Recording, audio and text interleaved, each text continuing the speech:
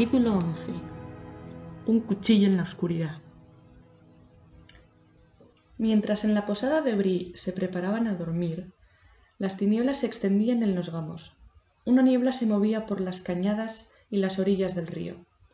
La casa de Krikava se alzaba envuelta en silencio. Gordo Bolger abrió la puerta con precaución y miró afuera. Una inquietud temerosa había estado creciendo en él a lo largo del día, y ahora no tenía ganas de descansar ni de irse a la cama. Había como una amenaza latente en el aire inmóvil de la noche. Mientras clavaba los ojos en la oscuridad, una sombra negra se escurrió bajo los árboles. La puerta parecía abrirse por sus propios medios y cerrarse sin ruido. Gordo Bolger sintió que el terror lo dominaba. Se encogió y retrocedió, y se quedó un momento en el vestíbulo, temblando. Luego cerró la puerta y echó el cerrojo. La noche se hizo más profunda. Se oyó entonces un sonido de cascos. Traían un caballo furtivamente por la senda. Las pisadas se detuvieron a la puerta del jardín, y 3 formas negras entraron como sombras nocturnas arrastrándose por el suelo. Una de ellas fue a la puerta, las otras 2 a los extremos de la casa, y allí se quedaron inmóviles como sombras de piedras, mientras proseguía la noche lentamente. La casa y los árboles silenciosos parecían esperar conteniendo el aliento. Hubo una leve agitación en las hojas, y a la distancia cantó un gallo. Era la hora fría que precede al alba. La figura que estaba junto a la puerta se movió de pronto, y en la oscuridad sin luna y sin estrellas brilló una hoja de metal, como si hubiesen desenvainado una luz helada. Se oyó un golpe, sordo pero pesado, y la puerta se estremeció.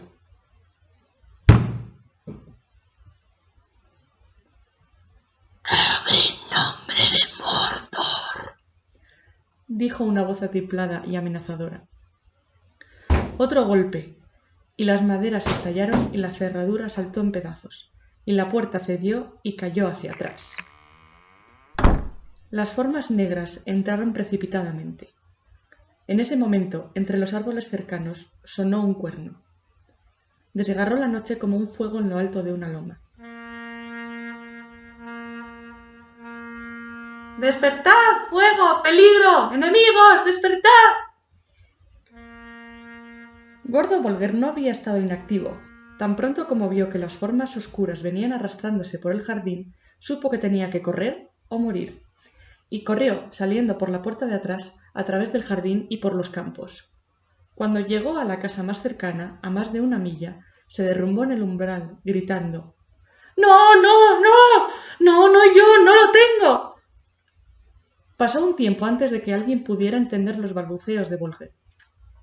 Al fin llegaron a la conclusión de que había enemigos en los gamos, una extraña invasión que venía del bosque viejo, y no perdieron más tiempo. ¡Peligro! ¡Fuego! ¡Enemigos! Los brandigamos estaban tocando el cuerno de llamada de los gamos, que no había sonado desde hacía un siglo, desde el invierno cruel, cuando habían aparecido los lobos blancos y las aguas del Brandivino estaban heladas. ¡Despertad! ¡Despertad! Otros cuernos respondieron a lo lejos. La alarma cundía rápidamente. Las figuras negras escaparon de la casa. Una de ellas, mientras corría, dejó caer en el umbral un manto de hobbit. Afuera en el sendero se oyó un ruido de cascos, y enseguida un galope que se alejó martillando las tinieblas. Todo alrededor de Krikava resonaba la llamada de los cuernos, voces que gritaban y pies que corrían. Pero los jinetes negros galopaban como un viento hacia la puerta del norte. «Dejad que la gente pequeña toque los cuernos. Sauron se encargaría de ellos más tarde». Mientras tanto tenían otra misión que cumplir. Ahora sabían que la casa estaba vacía y que el anillo había desaparecido. Cargaron sobre los guardias de la puerta y desaparecieron de la comarca. En las primeras horas de la noche, Frodo despertó de pronto de un sueño profundo, como perturbado por algún ruido o alguna presencia. Vio que Trancos seguía sentado y alerta del sillón, los ojos brillantes a la luz del fuego, que ardía vivamente. Pero Trancos no se movió ni le hizo ninguna seña. Frodo no tardó en dormirse de nuevo, y esta vez creyó oír un ruido de viento y de cascos que galopaban en la noche. El viento parecía rodear la casa y sacudirla, y a lo lejos sonó un cuerno que tocaba furiosamente. Abrió los ojos y oyó el canto vigoroso de un gallo en el corral. Trancos había descorrido las cortinas y ahora empujaba ruidosamente los postigos. Las primeras luces grises del alba iluminaban el cuarto, y un viento frío entraba por la ventana abierta. Luego de haberlos despertado a todos, Trancos los llevó a la alcoba. Cuando la vieron, se alegraron de haberle hecho caso. Habían forzado los postigos, que batían al viento. Las cortinas ondeaban. Las camas estaban todas revueltas. Las almohadas, abiertas de arriba abajo y tiradas en el suelo, y habían hecho pedazos el felpudo. Trancos fue a buscar enseguida al posadero. El pobre señor Mantecona parecía somnoliento y asustado. Apenas había cerrado los ojos en toda la noche. Así dijo, pero no había oído nada. «¡Nunca me ocurrió una cosa semejante!», gritó alzando horrorizado las manos. «Huéspedes que no pueden dormir en cama, y buenas almohadas arruinadas, y todo lo demás. ¿Pero qué tiempos son estos?». «Tiempos oscuros», dijo Trancos, «pero por el momento podrás vivir en paz, una vez que te libres de nosotros. Partiremos enseguida. No te preocupes por el desayuno. Bastará una taza de algo y un bocado de pie. Empacaremos en unos minutos». El señor Mantecona corrió a ordenar que estuvieran listos los ponis y a prepararles un bocadillo, pero volvió muy pronto aterrorizado. Los ponis no estaban.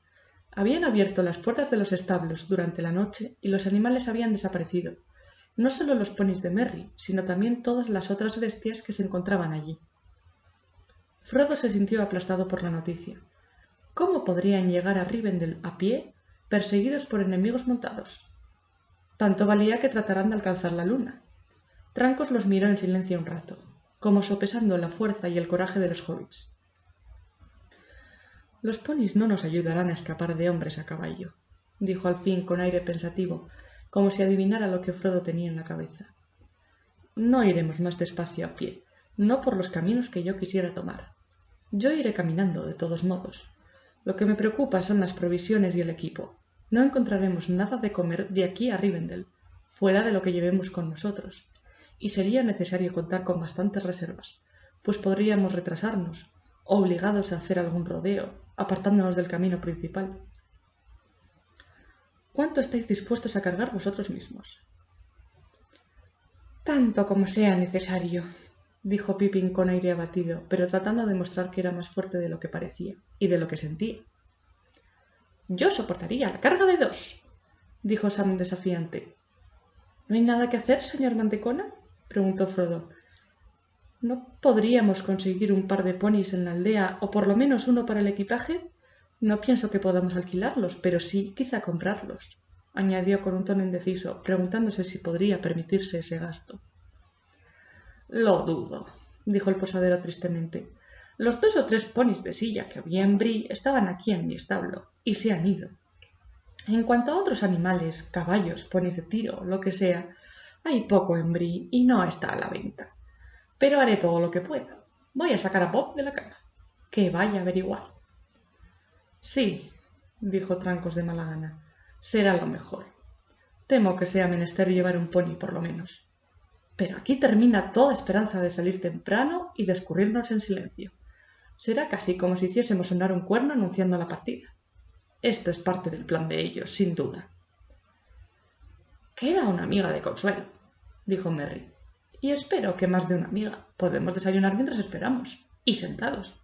Llamemos a Nob». Al fin fueron más de 3 horas de atraso. Bob volvió informando que no había ningún caballo pony disponible en la vecindad, ni por dinero ni como regalo, excepto uno que Bill el Echal estaría quizá dispuesto a vender.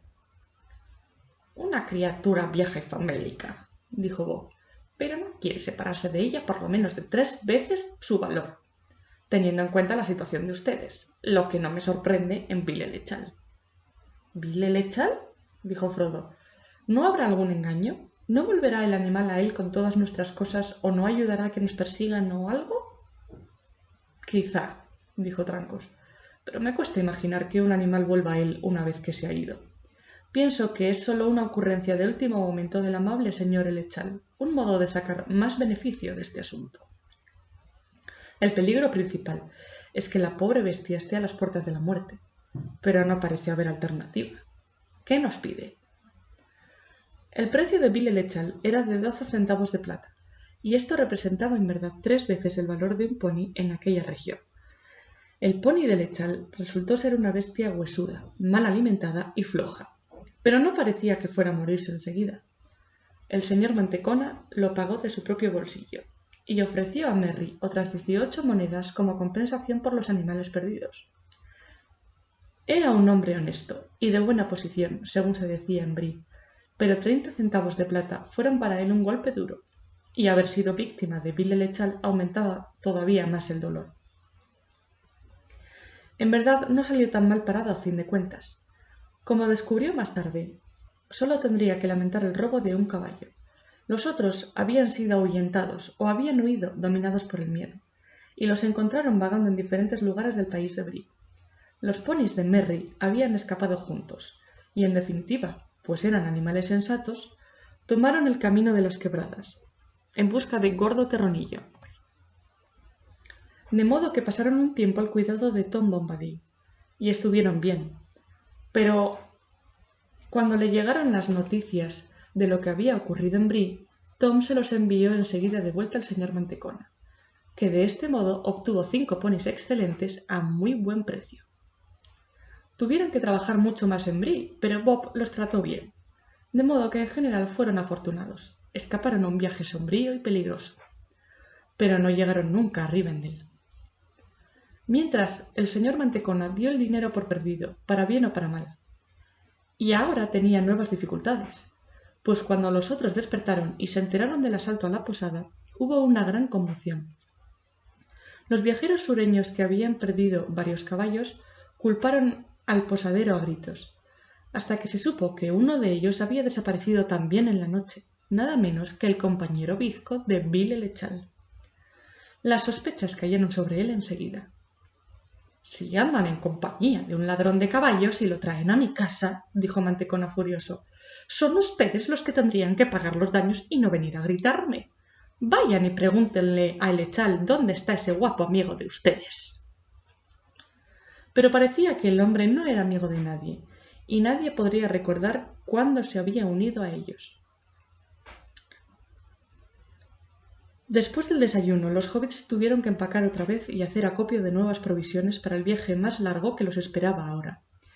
Eran ya cerca de las 10 cuando al fin partieron. Por ese entonces ya todo Bree bullía de excitación. El truco de la desaparición de Frodo, la aparición de los jinetes negros, el robo en los establos, y no menos la noticia de que Trancos el Montaraz se había unido a los misteriosos hobbits, había bastante para alimentar unos cuantos años poco movidos. La mayor parte de los habitantes de Bree y Entivo, y también muchos de Conve y de Archet, se habían apretujado a lo largo del camino para ver partir a los viajeros. Los otros huéspedes estaban en las puertas o se asomaban a las ventanas. Trancos había cambiado de idea y decidió dejar Bree por el camino principal. Todo intento de salir directamente al campo solo empeoraría las cosas. La mitad de los habitantes los seguiría para saber a dónde iban e impedir que cruzaran por terrenos privados. Los hobbits se despidieron de Bob y Nob y agradecieron cordialmente al señor Mantecona. «Espero que nos encontremos de nuevo un día, cuando haya otra vez felicidad», dijo Frodo. «Nada me gustaría más que pasar un tiempo en paz en la casa de usted». Partieron a pie, inquietos y deprimidos, bajo las miradas de la multitud. No todas las caras eran amistosas, ni todas las palabras que les gritaban, pero la mayoría de los habitantes de Bree parecían temer a Trancos, y aquellos a quienes él miraba a los ojos cerraban la boca y se alejaban. Trancos marchaba a la cabeza con Frodo. Luego venían Merry y Pippin, y al fin Sam, que llevaba el pony cargado con todo el equipaje que se había animado a ponerle encima. Pero el animal parecía ya menos abatido, como si aprobara este cambio de suerte. Sam masticaba una manzana con aire ensimismado. Tenía un bolsillo lleno, regalo de despedida de Bob y Nob. «Manzanas para caminar y una pipa para descansar», se dijo. pero tengo la impresión de que me faltarán las dos cosas dentro de poco.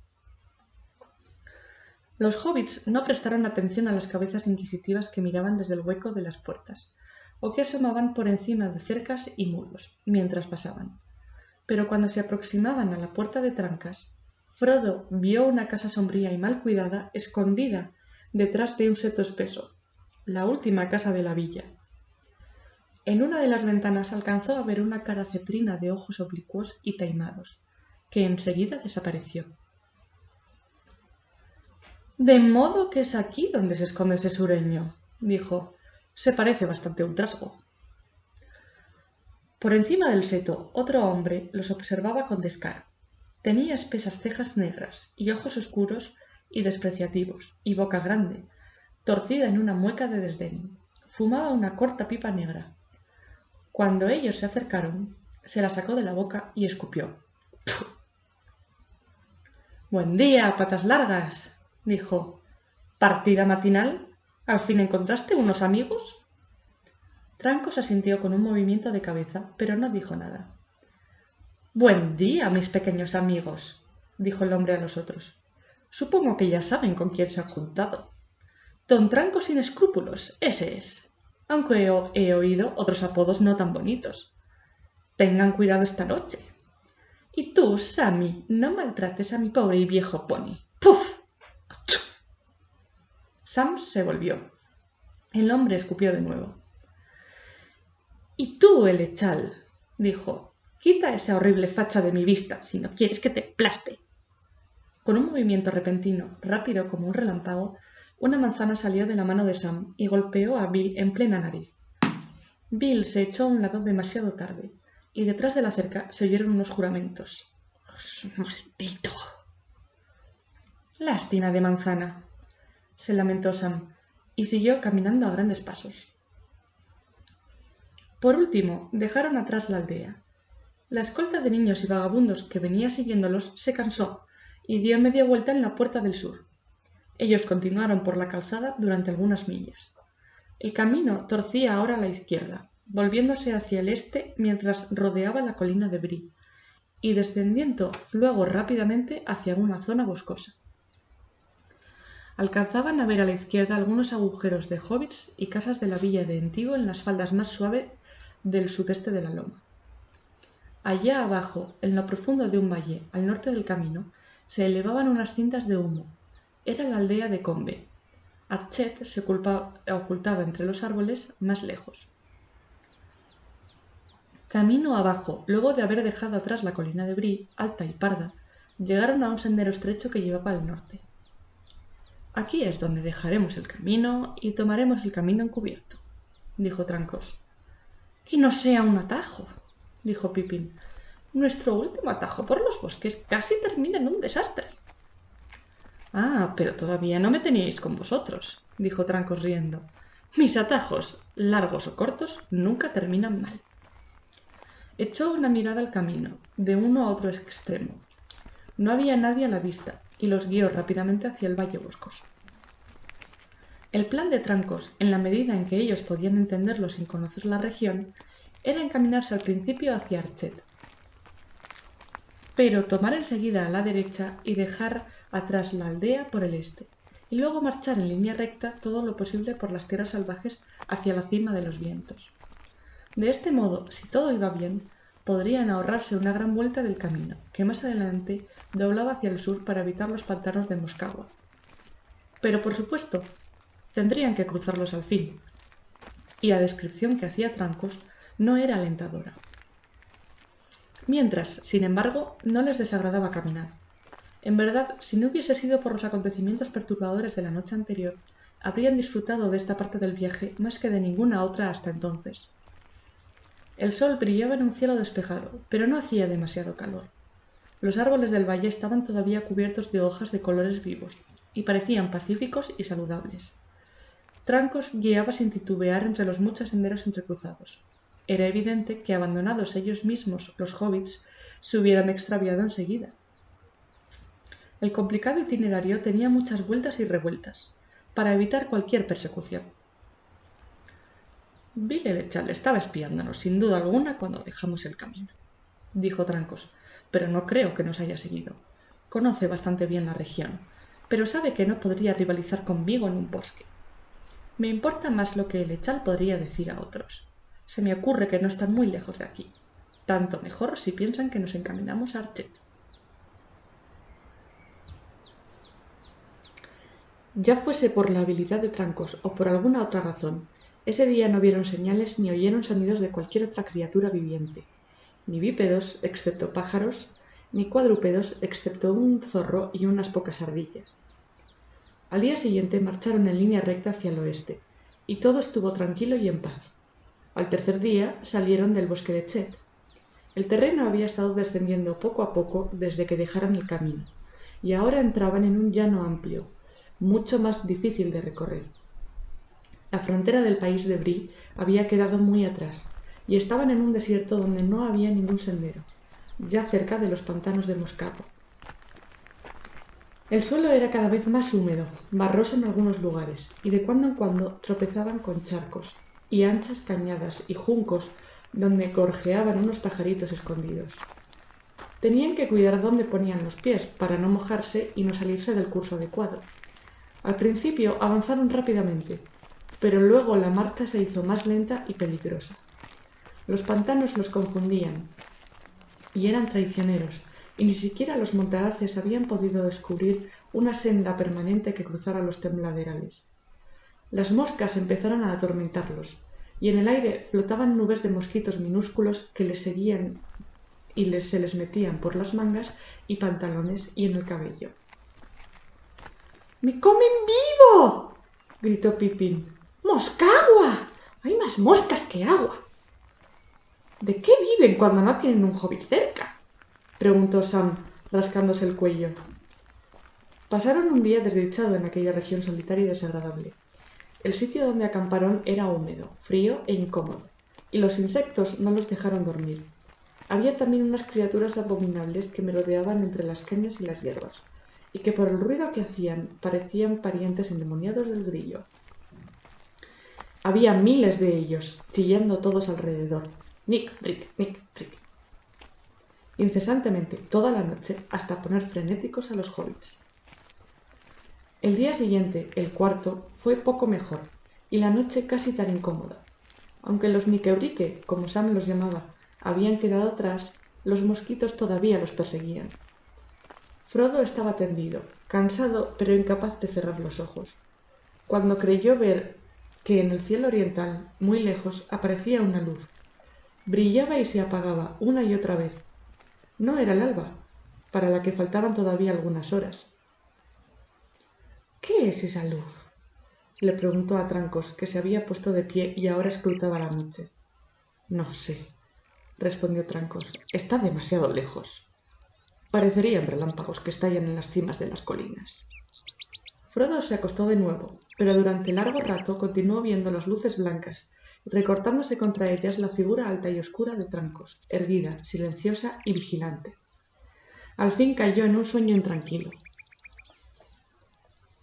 No habían andado mucho en el quinto día cuando dejaron atrás los últimos charcos y las cañadas de los pantanos.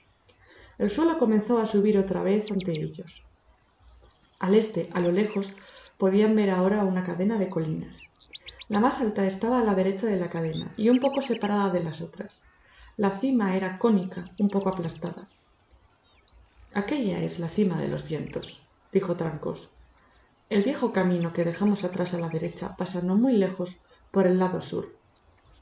Llegaremos allí mañana al mediodía, si continuamos en línea recta. Supongo que es lo mejor que podemos hacer. ¿Qué quieres decir?, preguntó Frodo. Quiero decir que no sabemos a ciencia cierta qué encontraremos allí. Está cerca del camino. Pero, ¿al menos tenemos la esperanza de encontrar a Gandalf? Sí, pero la esperanza es débil. Si viene por este camino, quizá no pase por Bree, y no sabría qué ha sido de nosotros. Y de cualquier modo, a menos que por alguna fortuna no lleguemos casi al mismo tiempo, no coincidiremos. Sería peligroso para él y para nosotros detenernos mucho. Si los jinetes no nos encuentran en las tierras salvajes, es probable que ellos también vayan a la cima de los vientos. Desde allí se dominan los alrededores. Es verdad, Hay muchos pájaros y bestias de esta región que podrían vernos aquí desde esa cima. No todos los pájaros son de fiar, y hay otros espías todavía más malévolos. Los hobbits miraron con inquietud las colinas distantes. Sam alzó los ojos al cielo blanquecino, temiendo ver allá arriba halcones o águilas de ojos brillantes y hostiles. —No le inquiete usted, señor Trancos —dijo. —¿Qué nos aconsejas? —preguntó Frodo. —Pienso —respondió Trancos lentamente, como si no estuviera del todo seguro—, pienso que lo mejor sería ir hacia el este en línea recta todo lo posible, y llegar así a las colinas evitando la cima de los vientos. Allí encontraremos un sendero que conozco y que corre al pie de la cima, y que nos acercará desde el norte de un modo más encubierto. Veremos entonces lo que podamos ver. Marcharon toda la jornada hasta que cayó la noche fría y temprana. La tierra se hizo más seca y más árida, pero detrás de ellos flotaban unas nieblas y vapores sobre los pantanos. Unos pocos pájaros melancólicos piaron y se lamentaron hasta que el redondo sol rojo se hundió lentamente en las sombras occidentales. Luego siguió un silencio vacío. Los hobbits recordaron la luz dulce del sol poniente que entraba por las alegres ventanas de Bolsón cerrado, allá lejos. Terminaba el día cuando llegaron a un arroyo que descendía serpeando desde las lomas y se perdía en las aguas estancadas, y lo siguieron aguas arriba mientras hubo luz. Ya era de noche cuando al fin se detuvieron para acampar bajo unos alisos achaparrados a orillas del arroyo. Las márgenes desnudas de las colinas se alzaban ahora contra el cielo oscuro. Aquella noche montaron guardia, y Trancos, al parecer, no cerró los ojos. Había luna creciente, y en las primeras horas de la noche una claridad fría y grisácea se extendió sobre el campo. A la mañana siguiente se pusieron en marcha poco antes de la salida del sol. Había una escarcha en el aire, y el cielo era de un pálido color azul. Los hobbits se sentían renovados, como si hubieran dormido toda la noche. Estaban ya acostumbrándose a caminar mucho con la ayuda de raciones escasas, más escasas al menos de las que allá en la comarca hubiesen considerado apenas suficientes para mantener a un hobbit en pie. Pippin declaró que Frodo parecía 2 veces más grande que antes. —Muy raro —dijo Frodo apretándose el cinturón—, teniendo en cuenta que hay bastante menos de mí. Espero que el proceso de adelgazamiento no continúe de modo indefinido o llegaré a convertirme en un espectro. —No hables de esas cosas —dijo Trancos rápidamente y con una seriedad que sorprendió a todos. Las colinas estaban más cerca. Eran una cadena ondulante que se elevaba a menudo a más de 300 yardas, cayendo aquí y allá en gargantas o pasos bajos que llevaban a las tierras del este. A lo largo de la cresta de la cadena, los hobbits alcanzaron a ver los restos de unos muros y calzadas cubiertas de pastos, y en las gargantas se alzaban aún las ruinas de unos edificios de piedra. A la noche habían alcanzado el pie de las pendientes del oeste y acamparon allí. Era la noche del 5 de octubre y estaban a 6 días de Bree. A la mañana siguiente, y por vez primera desde que habían dejado el bosque de Chet, descubrieron un sendero claramente trazado. Doblaron a la derecha y lo siguieron hacia el sur. El sendero corría de tal modo que parecía ocultarse a las miradas de cualquiera que se encontrara en las cimas vecinas o en las llanuras del oeste. Se hundía en los valles y bordeaba las estribaciones escarpadas, y cuando cruzaba terrenos más llanos y descubiertos tenía a los lados hileras de peñascos y piedras cortadas que ocultaban a los viajeros casi como una cerca. —Me pregunto quién habrá hecho esta senda y para qué —dijo Merry mientras marchaban por una de estas avenidas, bordeada de piedras de tamaño insólito, apretadas unas contra otras. —No estoy seguro de que me guste. Me recuerda demasiado a la región de los túmulos. ¿Hay túmulos en la cima de los vientos? No, no hay túmulos en la cima de los vientos. Ni en ninguna de estas alturas, dijo Trancos. Los hombres del oeste no vivían aquí, aunque en sus últimos días defendieron un tiempo estas colinas contra el mal que venía de Angmar. Este camino abastecía a los fuertes a lo largo de los muros, pero mucho antes, en los primeros tiempos del Reino del Norte, edificaron una torre de observación en lo más alto de la cima de los vientos y la llamaron Amon Sul. Fue incendiada y demolida, y nada queda de ello excepto un círculo de piedras desparramadas, como una tosca corona en la cabeza de la vieja colina. Sin embargo, en un tiempo fue alta y hermosa. Se dice que Elendil subió allí a observar la llegada de Gil-galad, que venía del oeste, en los días de la última alianza. Los hobbits observaron a Trancos. Parecía muy versado en tradiciones antiguas, tanto como en los modos de vida del desierto. ¿Quién era Gil-galad?, preguntó Merry, pero Trancos no respondió, como perdido en sus propios pensamientos. De pronto, una voz baja murmuró: Gil-galad era un rey de los elfos. Los trovadores lamentaban la suerte del último reino libre y hermoso entre las montañas y el océano. La espada del rey Elaral era larga y afilada la lanza, y el casco brillante se veía de lejos, y en el escudo de plata se reflejaban los astros innumerables de los campos del cielo. Pero hace mucho tiempo se alejó a caballo, y nadie sabe dónde habita ahora. La estrella de Gil-galad cayó en las tinieblas de Mordor, el país de las sombras. Los otros se volvieron, estupefactos, pues la voz era la de Sam. —¡No te detengas! —dijo Merry. —Es todo lo que sé —balbuceó Sam, enrojeciendo—. La aprendí del señor Bilbo cuando era un muchacho. Acostumbraba a contarme historias como esa, sabiendo cómo me gustaba oír cosas de los elfos. Fue el señor Bilbo quien me enseñó a leer y a escribir. Era muy sabio, el querido viejo señor Bilbo, y escribía poesía. Escribió lo que acabo de decir. —No fue él —dijo Trancos—. Es una parte de una balada. La caída de Gil-galad. Bilbo tiene que haberla traducido. Yo no estaba enterado. —Hay algo más —dijo Sam—. Todo acerca de Mordor. No aprendí esa parte. Me da escalofríos. Nunca supuse que yo mismo tomaría ese camino. —¡Ir a Mordor! —gritó Pippin. —Espero que no lleguemos a eso. —No pronuncies ese nombre en voz tan alta —dijo Trancos. Era ya mediodía cuando se acercaron al extremo sur del camino, y vieron ante ellos, a la luz clara y pálida del sol de octubre, un barranco verde-gris que llegaba como un puente a la falda norte de la colina. Decidieron trepar hasta la cima enseguida, mientras había luz. La ocultación ya no era posible, y solo podían esperar que ningún enemigo o espía estuviera observándolos. Nada se movía ya en lo alto.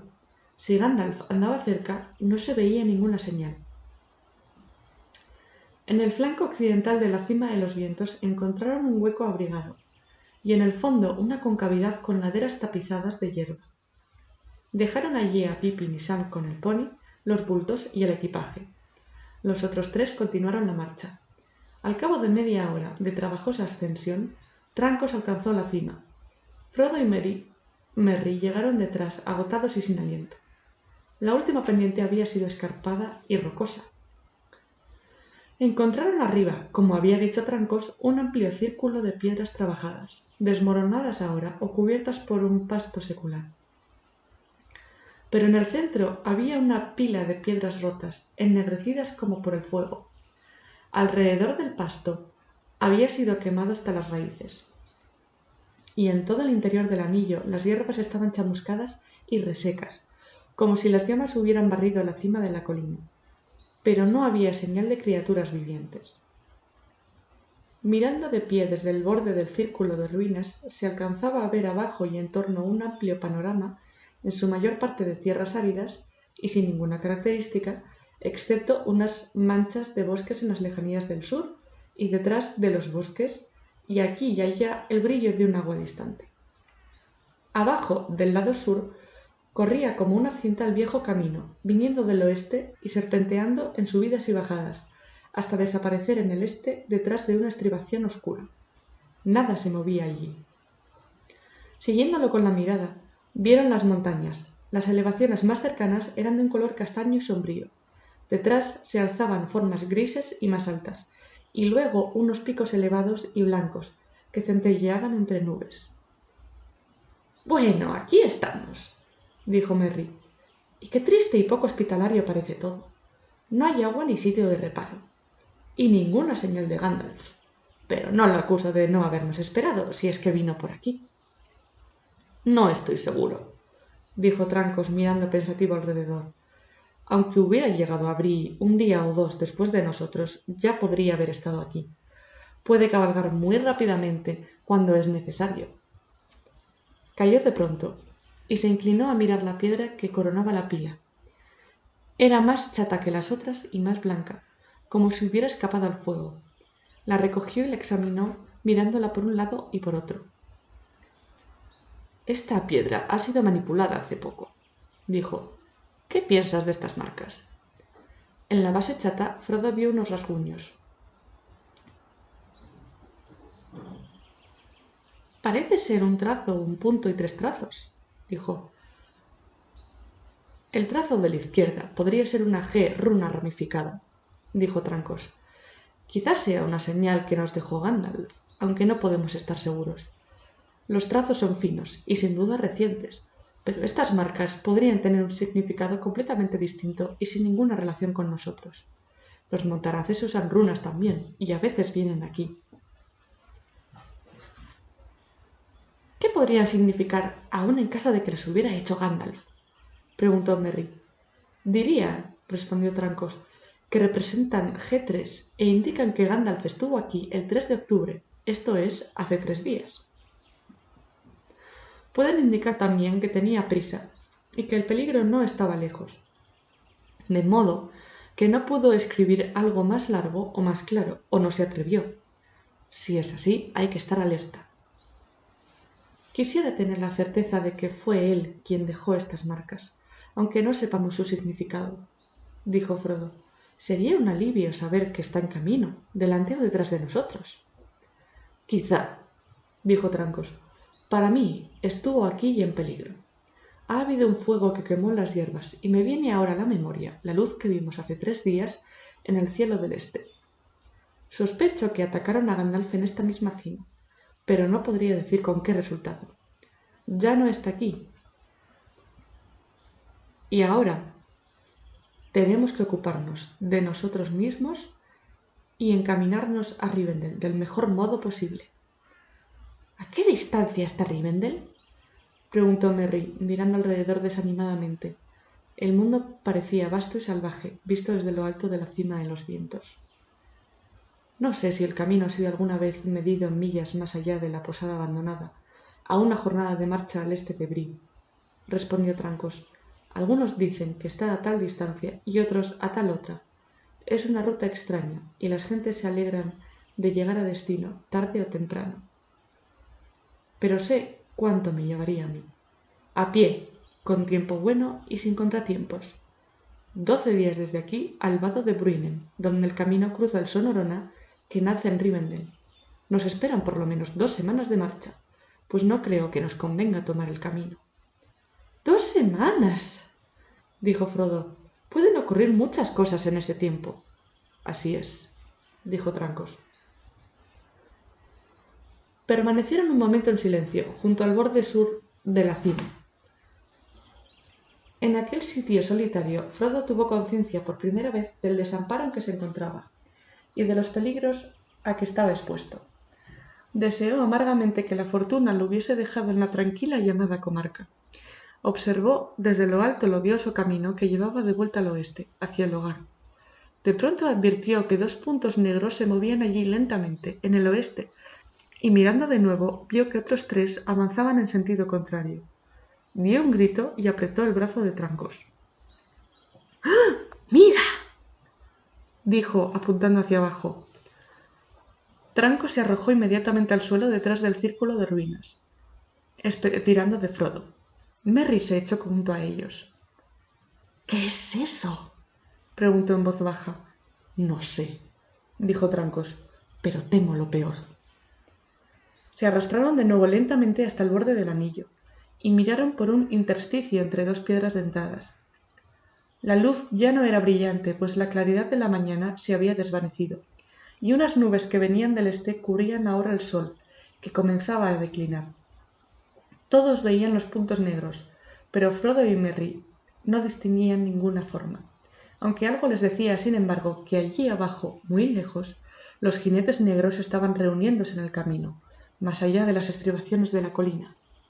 Sí, dijo Trancos, que tenía los ojos penetrantes y para quien no había ninguna duda. El enemigo está aquí. Arrastrándose por el flanco sur de la colina, descendieron rápidamente a reunirse con nosotros. Sam y Peregrine no habían perdido el tiempo y habían explorado la cañada y las pendientes vecinas. No muy lejos, en el flanco mismo de la colina, encontraron un manantial de agua clara y al lado unas huellas de pisadas que no tenían más de un día o dos. En la cañada misma había señales de un fuego reciente y otros signos que indicaban un campamento apresurado. Había algunas piedras caídas al borde de la cadena, en el flanco de la colina. Detrás de esas piedras, Sam tropezó con una ordenada pila de leña. «Me pregunto si el viejo Gandalf estuvo aquí», le dijo a Pippin. «Quien haya amontonado esta madera parece que tenía intención de volver». Tranco se interesó mucho en estos descubrimientos. «Ojalá me hubiese quedado aquí un rato a explorar yo mismo el terreno», dijo yendo deprisa hacia el manantial a examinar las pisadas. «Tal como lo temía», dijo al volver. «Sam y Pippin han pisoteado el suelo blando, arruinando o confundiendo las huellas. Unos montaraces han estado aquí últimamente. Son ellos quienes dejaron la leña para el fuego. Pero hay también muchas huellas nuevas que no pertenecen a montaraces, marcas de botas pesadas de hace un día o dos, un día por lo menos. No estoy seguro, pero creo que ha habido muchos pies calzados con botas». Trancos calló, sumido en inquietos pensamientos. Cada uno de los hobbits tuvo una imagen mental de los jinetes, calzados con botas, envueltos en capas. Si ya habían descubierto la cañada, cuanto antes Trancos los alejara de allí, mejor que mejor. Sam contempló la concavidad con mucho desagrado, sabiendo ahora que los enemigos estaban en el camino a unas pocas millas. «¿No sería mejor que nos alejáramos enseguida, señor Trancos?», preguntó con impaciencia. «Se está haciendo tarde y no me gusta este agujero. Me encoge el corazón de algún modo». «Sí, es de veras necesario que nos decidamos enseguida», respondió Trancos alzando los ojos para observar la hora y el estado del tiempo. «Bueno, Sam», dijo al fin, «a mí tampoco me gusta este sitio, pero no conozco ninguno mejor al que podamos llegar antes de la caída de la noche. Al menos aquí estamos al resguardo de todas las miradas, y si nos movemos sería muy posible que los espías nos descubrieran enseguida. Todo lo que podemos hacer es retroceder hacia el norte por este lado de los cerros, donde el terreno es bastante parecido al de aquí. El camino está vigilado, pero tendremos que atravesarlo para ocultarnos así en las espesuras del sur. Del lado norte del camino, más allá de las colinas, la tierra es desnuda y llana en una extensión de muchas millas». «¿Los jinetes pueden ver?», preguntó Merry. «Quiero decir, parece que se sirven comúnmente más de la nariz que de los ojos, y que nos olfatean desde lejos. Si olfatear es la palabra exacta, al menos durante el día. Pero tú hiciste que nos echáramos al suelo, cuando los vimos allá abajo, y ahora dices que podrían vernos si nos movemos de aquí». «No tomé bastantes precauciones en la cima», respondió Trancos.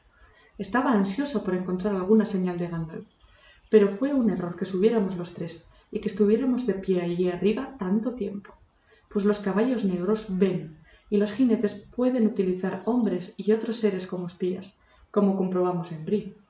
Ellos mismos no ven el mundo de la luz como nosotros. Nuestras formas proyectan sombras en las mentes de los jinetes, sombras que solo el sol del mediodía puede destruir, y perciben en la oscuridad signos y formas que se nos escapan, y es entonces cuando son más terribles, y olfatean en cualquier momento la sangre de las criaturas vivientes, deseándola y odiándola. Y hay otros sentidos, además de la vista y el olfato. Nosotros mismos podemos sentir la presencia de estos seres. Ha perturbado nuestros corazones desde que llegamos aquí, y aún antes de verlos, y ellos nos sienten a nosotros más vivamente todavía. Además, añadió bajando la voz hasta que fue un murmullo, el anillo los atrae.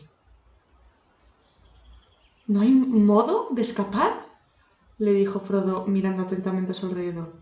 Si me muevo, me verán y perseguirán. Si me quedo, los atraeré inexorablemente. Trancos le puso una mano en el hombro.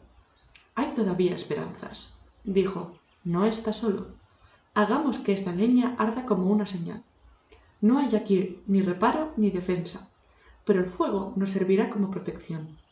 Sauron puede utilizar el fuego para malos designios, como cualquier otra cosa, pero a los jinetes no les agrada, y temen a quienes lo manejan. En las tierras salvajes, el fuego es nuestro amigo. Quizá, murmuró Sam, valdrá tanto como decir, aquí estamos, llamando a gritos. En lo más profundo de la cañada y en el rincón más abrigado, encendieron un fuego y prepararon una comida. Las sombras de la noche empezaban a caer, y el frío aumentaba. Advirtieron de pronto que tenían mucha hambre, pues no habían comido nada desde el desayuno, pero no se atrevieron a preparar otra cosa que una cena frugal. En la región que se extendía ante ellos no había más que pájaros y bestias salvajes, lugares inhóspitos abandonados por todas las razas del mundo. Los montaraces se aventuraban a veces más allá de las colinas, pero eran poco numerosos y no se demoraban allí mucho tiempo. Había otras pocas gentes errantes, de índole maligna, trolls que descendían a veces de los valles septentrionales de las montañas nubladas. Los viajeros iban todos por el camino, enanos casi siempre, que pasaban deprisa ocupados en sus propios asuntos y que no se detenían a hablar o ayudar a gente extraña. No sé cómo haremos para no agotar las provisiones, dijo Frodo. Nos hemos cuidado bastante en los últimos días, y esta comida no es por cierto un festín, pero si todavía nos quedan 2 semanas, y quizá más, hemos consumido demasiado. No falta comida en el desierto, dijo Trancos. Bayas, raíces, hierbas, y tengo algunas habilidades como cazador en apuros. No hay por qué temer que nos muramos de hambre antes que llegue el invierno. Pero buscar y recoger comida es un trabajo largo y fatigoso, y tenemos prisa.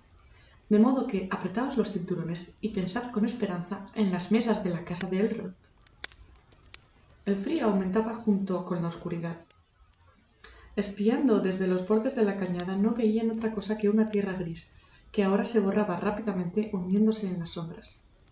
El cielo había aclarado de nuevo, puntuado por estrellas centelleantes, más numerosas cada vez. Frodo y los demás se apretaban alrededor del fuego, envueltos en todas las ropas y mantas disponibles. Pero Trancos se contentaba con una capa y estaba sentado un poco aparte, aspirando pensativo el humo de la pipa. Cuando caía la noche y el fuego comenzó a arder con llamas brillantes, Trancos se puso a contarles historias a los hobbits, para distraerlos y que olvidaran el miedo. Conocía muchas historias y leyendas de otras épocas, de elfos y hombres, y de los acontecimientos fastos y nefastos de los días antiguos. Los hobbits se preguntaban cuántos años tendría y dónde habría aprendido todo eso. «Cuéntanos de Gil-galad», dijo Merry de pronto, cuando Trancos concluyó una historia acerca del reino de los elfos e hizo una pausa. «¿Sabes algo más de esa vieja balada de que hablaste?» «Sí, por cierto», respondió Trancos, «y también Frodo, pues el asunto nos concierne de veras». Merry y Pippin miraron a Frodo, que clavaba los ojos en el fuego. «Solo sé lo poco que me contó Gandalf», dijo Frodo lentamente. «Gil-galad fue el último de los grandes reyes elfos de la Tierra Media. Gil-galad significa luz de las estrellas en la lengua de los elfos. Junto con Elendil, el amigo de los elfos, se encaminó al país de... «¡No!», dijo Trancos interrumpiendo. «No creo que la historia haya de ser contada ahora, con los sirvientes del enemigo a mano. Si alcanzamos a llegar a la casa de Elrond, podréis oírla allí, desde el principio hasta el fin». «Entonces, cuéntanos alguna otra historia de los viejos días», suplicó Sam. «Una historia de los elfos, antes de la declinación. Me gustaría tanto oír más de los elfos. Parece que la oscuridad se cerraba sobre nosotros desde todos lados». «Os contaré la historia de Tinúbiel», dijo Trancos. «Resumida, pues es un cuento largo del que no se conoce el fin, y no hay nadie en estos días, excepto Elrond, que lo recuerde tal como lo contaban antaño. Es una historia hermosa y triste, como todas las historias de la Tierra Media, y sin embargo quizá alivie vuestros corazones». Trancos calló un tiempo, y al fin no habló, pero entonó dulcemente. Las hojas eran largas, la hierba era verde, las umbelas de los abetos altas y hermosas, y en el claro se vio una luz, de estrellas en la sombra centelleante. Tinubiel bailaba allí, a la música de una flauta invisible, con una luz de estrellas en los cabellos y en las vestiduras brillantes. Allí llegó Beren desde los montes fríos y anduvo extraviado entre las hojas, y donde rodaba el río de los elfos iba afligido a solas. Espió entre las hojas del abeto y vio maravillado unas flores de oro sobre el manto y las mangas de la joven, y el cabello la seguía como una sombra. El encantamiento le reanimó los pies, condenados a errar por las colinas, y se precipitó, vigoroso y rápido, a alcanzar los rayos de la luna. Entre los bosques del hogar de los elfos, ella huyó levemente con pies que bailaban, y lo dejó a solas, errando todavía, escuchando en la foresta callada. Allí escuchó a menudo el sonido volante de los pies tan ligeros como hojas de tilo, o la música que fluye bajo tierra y gorjea en huecos ocultos. Ahora yacen marchitas las hojas del abeto, y una por una, suspirando, caen las hojas de las hayas, oscilando en el bosque de invierno. La siguió siempre, caminando muy lejos. Las hojas de los años eran una alfombra espesa, a la luz de la luna y a los rayos de las estrellas, que temblaban en los cielos helados. El manto de la joven brillaba a la luz de la luna, mientras allá muy lejos en la cima, ella bailaba, llevando alrededor de los pies una bruma de plata estremecida. Cuando el invierno hubo pasado, ella volvió, y como una alondra que sube y una lluvia que cae, un agua que se funde en burbujas, su canto liberó la repentina primavera. Él vio brotar las flores de los elfos a los pies de la joven y, curado otra vez, esperó que ella bailara y cantara sobre los prados de hierbas. De nuevo ella huyó, pero él vino rápidamente.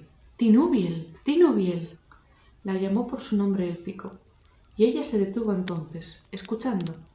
Se quedó allí un instante, y la voz de él fue como un encantamiento, y el destino cayó sobre Tinubiel, y centelleando se abandonó a sus brazos.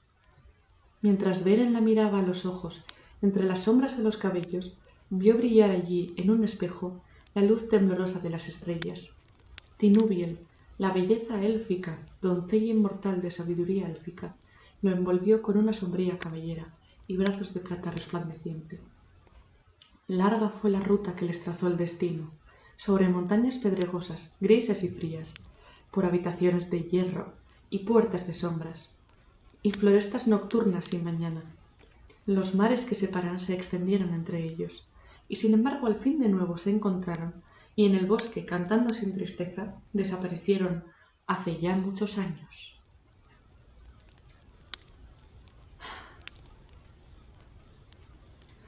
Tranco suspiró e hizo una pausa antes de volver a hablar otra vez.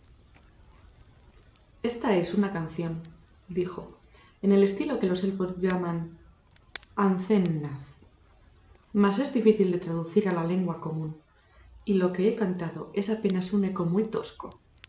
La canción habla del encuentro de Beren, hijo de Barahil, y Lúthien Tinubiel. Beren era un hombre mortal, pero Lúthien era hija de Thingol, un rey de los elfos en la Tierra Media, cuando el mundo era joven, y ella era la doncella más hermosa que hubiese existido alguna vez entre todas las niñas de este mundo. Como las estrellas sobre las nieblas de las tierras del norte, así era la belleza de Lúthien, de rostro de luz. En aquellos días, el gran enemigo, de quien Sauron de Mordor no era más que un siervo, residía en Nagband, en el norte, y los elfos del oeste, que venían de la Tierra Media, le hicieron la guerra para recobrar los Silmarils que él había robado, y los padres de los hombres ayudaron a los elfos. Pero el enemigo obtuvo la victoria, y Barahil murió. Y Beren, escapando de grave peligro, franqueó las montañas del terror y pasó al reino oculto de Thingol en la floresta de Neldoreth. Allí descubrió a Lúthien, que cantaba y bailaba en un claro junto a Skaldwin, el río encantado, y la llamó Tinubiel, es decir, ruiseñor en lengua antigua. Muchas penas cayeron sobre ellos desde entonces, y estuvieron mucho tiempo separados, Tinubiel libró a Beren de los calabozos de Sauron, y juntos pasaron por grandes riesgos, y hasta arrebataron el trono al gran enemigo, y le sacaron de la corona de hierro uno de los 3 Silmarils, la más brillante de todas las joyas, y que fue regalo de bodas para Lúthien, de su padre Thingol. Al fin el lobo, que vino de las puertas de Angband, mató a Beren, que murió en brazos de Tinubiel, pero ella eligió la mortalidad y morir para el mundo, para así poder seguirlo, y aún se canta que se encontraron más allá de los mares revueltos, y que luego de haber marchado un tiempo vivos otra vez por los bosques verdes, se alejaron juntos hace muchos años, más allá de los confines de este mundo. Así es que Lúthien murió realmente y dejó el mundo, solo ella de toda la raza élfica, y así perdieron lo que más amaban. Pero por ella la línea de los antiguos señores elfos descendió entre los hombres. Viven todavía aquellos de quienes Lúthien fue la antecesora, y se dice que esta raza no se extinguirá nunca. Elrond de Rivendell pertenece a esa especie, pues de Beren y Lúthien nació el heredero de Dior Thingol, y de él Elwyn la Blanca, que se casó con Eärendil, quien navegó más allá de las nieblas del mundo, internándose en los mares del cielo, llevando el Silmaril en la frente, y de Eärendil descendieron los reyes de Númenor, es decir, Oesternese. Mientras Trancos hablaba, los hobbits le observaban la cara extraña y vehemente, apenas iluminada por el rojo esplendor de la hoguera. Le brillaban los ojos y la voz era cálida y profunda. Por encima de él se extendía un cielo negro y estrellado. De pronto una luz pálida apareció sobre la cima de los vientos, detrás de Trancos. La luna creciente subía poco a poco, y la colina echaba sombra, y las estrellas se desvanecieron en lo alto. El cuento había concluido. Los hobbits se movieron y estiraron. «Mirad», dijo Merry, «la luna sube. Está haciéndose tarde». Los otros alzaron los ojos. En ese momento vieron una silueta pequeña y sombría que se recortaba a la luz de la luna sobre la cima del monte. Quizá no era más que una piedra grande o un saliente de roca visible a la luz pálida.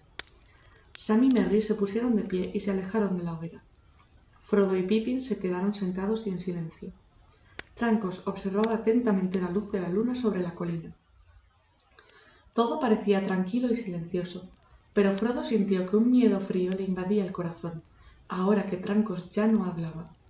Se acurrucó acercándose al fuego.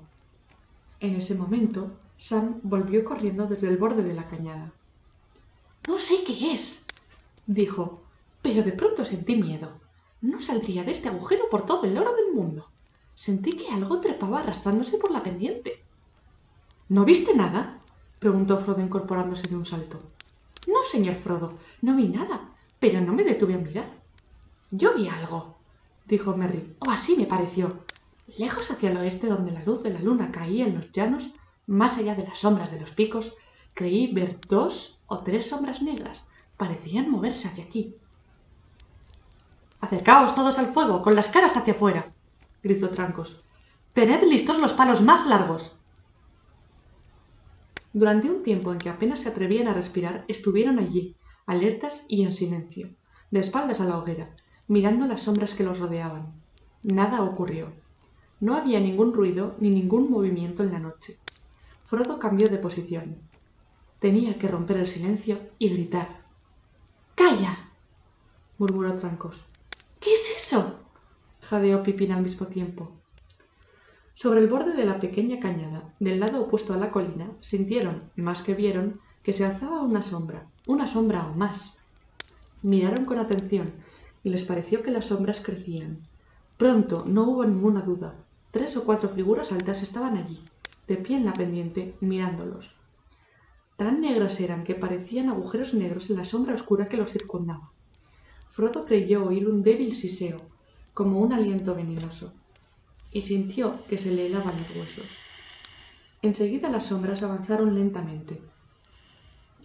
El terror dominó a Pippin y a Merry, que se arrojaron de cara al suelo. Sam se encogió junto a Frodo. Frodo estaba apenas menos aterrorizado que los demás. Temblaba de pies a cabeza, como atacado por un frío intenso, pero la repentina tentación de ponerse enseguida el anillo se sobrepuso a todo, y ya no pudo pensar en otra cosa. No había olvidado las quebradas, ni el aviso de Gandalf, pero algo parecía impulsarlo a desoír todas las advertencias y dejarse llevar. No con la esperanza de huir o de obtener algo malo o bueno. Sentía simplemente que tenía que sacar el anillo y ponérselo en el dedo. No podía hablar. Sabía que Sam lo miraba, como dándose cuenta de que su amo pasaba en ese momento por una prueba muy dura, pero no era capaz de volverse hacia él. Cerró los ojos y lo echó un rato, y al fin la resistencia se hizo insoportable, y tiró lentamente de la cadena y se deslizó el anillo en el índice de la mano izquierda. Inmediatamente, aunque todo lo demás continuó como antes, indistinto y sombrío, las sombras se hicieron terriblemente nítidas. Podía verlas ahora bajo las negras envolturas. Eran 5 figuras altas, 2 de pie al borde de la concavidad, 3 avanzando. En las caras blancas ardían unos ojos penetrantes y despiadados. Bajo los mantos llevaban unas vestiduras largas y grises. Yelmos de plata cubrían las cabelleras canosas, y las manos macilentas sostenían espadas de acero. Los ojos cayeron sobre Frodo y lo traspasaron. Las figuras se precipitaron hacia él. Desesperado, Frodo sacó la espada, y le pareció que emitía una luz roja y vacilante, como un tizón encendido. 2 de las figuras se detuvieron. La tercera era más alta que las otras. Tenía una cabellera brillante y larga, y sobre el yelmo llevaba una corona. En una mano sostenía una espada, y en la otra un cuchillo, y tanto el cuchillo como la mano resplandecían con una pálida luz. La forma acometió, echándose sobre Frodo. En ese momento, Frodo se arrojó al suelo y se oyó gritar en voz alta: «¡Oh, Elbereth! ¡Gilthoniel!». Al mismo tiempo lanzó un golpe contra los pies del enemigo. Un grito agudo se elevó en la noche, y Frodo sintió un dolor, como si un dardo de hielo envenenado le hubiese traspasado el hombro izquierdo. En el mismo instante en que perdía el conocimiento y como a través de un torbellino de niebla, alcanzó a ver a Trancos, que salía saltando de la oscuridad, esgrimiendo un tizón ardiente en cada mano. Haciendo un último esfuerzo, Frodo se sacó el anillo del dedo y lo apretó en la mano derecha.